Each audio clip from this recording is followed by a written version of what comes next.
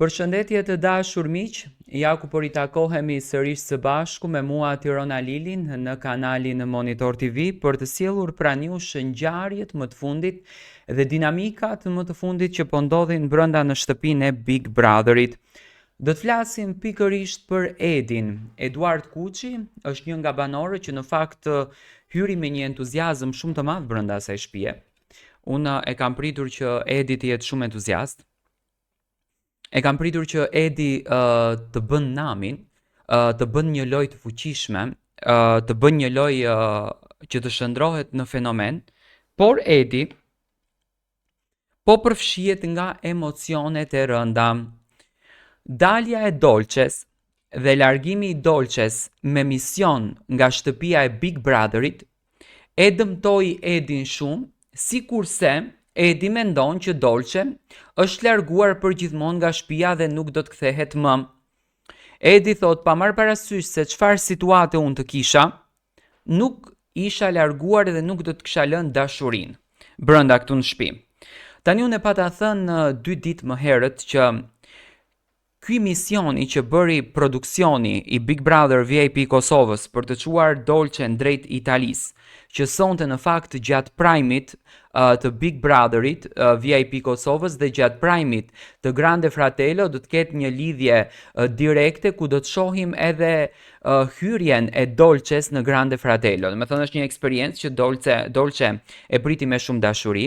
U pa që e ka ditur sepse Alaudini i tha që ti e din se ne kemi qenë në Itali në Grande Fratello. Do të thonë ka qenë e paralajmëruar se do të jetë kjo banorja që do të bën lëvizjen prej në Kosovë drejt Italisë. Nuk është që nuk e ka ditur, por personi i cili në këtë mes u lëndua apo mbeti viktima është Edi.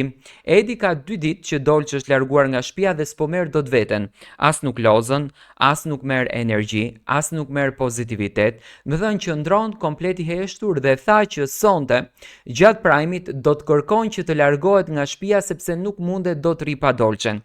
Edi është duke bërë një logjik se si mundet 11 ditë unë të ri në shtëpi dhe 11 ditë do të ri Dolce. Tani nuk e di sonte a do të kenë mundësi banorët që ta shohin, unë do kisha dashur që banorët ta shohin momentin që Dolce do të futet në Big Brother apo në Grande Fratello të Italisë dhe dua të marr mendimin e Edit, djalit i cili po e vuan kaq shumë Dolcen. Unë e shoh që Edi është dashuruar pafund. Nuk dua ta besoj që Edi këtë e bën për vëmendje, e bën për klikime, e bën për të qenë në qendër të publikut, por do të thënë që është lidhur emocionalisht për Dolcen, është lidhur. A indikon kjo negativisht? Indikon. Fansat e Edit çuditërisht do të thënë bëjnë shumë bujë në rrjetet sociale, por asnjëri nuk merr tentativën t'i dërgon një dron edhe t'i thotë që Edi vazhdo lojën sepse realiteti jashtë është kështu. Edi do me thënë është mbyllur në këtë kapelen e madhe të Dolces edhe nuk po del fare nga kjo kapelja. Do të shohim sonte se çfarë do të ndodhen, do të shohim se si do ta pranon Edi të premten, sepse Dolce i bie të premten të largohet, do me thënë sonte futet në Grande Fratello, të premten i bie të largohet nga Grande Fratello dhe të rikthehet përsëri në Big Brother VIP Kosova.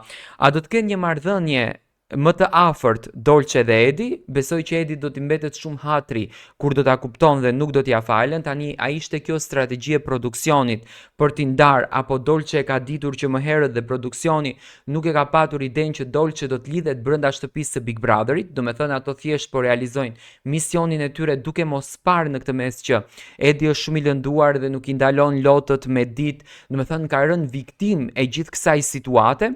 Për mendimin tim unë kështu e shoh këtë marrëdhënie dhe mendoj që Edi do të ketë një krisje të madhe mes dashurisë së tij dhe Dolces, çifti i parë zyrtar që ne e përfolëm që u krijua brenda shtëpisë së Big Brotherit, siç duket sipas situatave, ky çifti i parë zyrtar po shkatërohet. Dua të marr mendimin tuaj si e shikoni ju qëndrimin e Edit dhe vendimin që Edi sonte do të largohet nga shtëpia e Big Brotherit.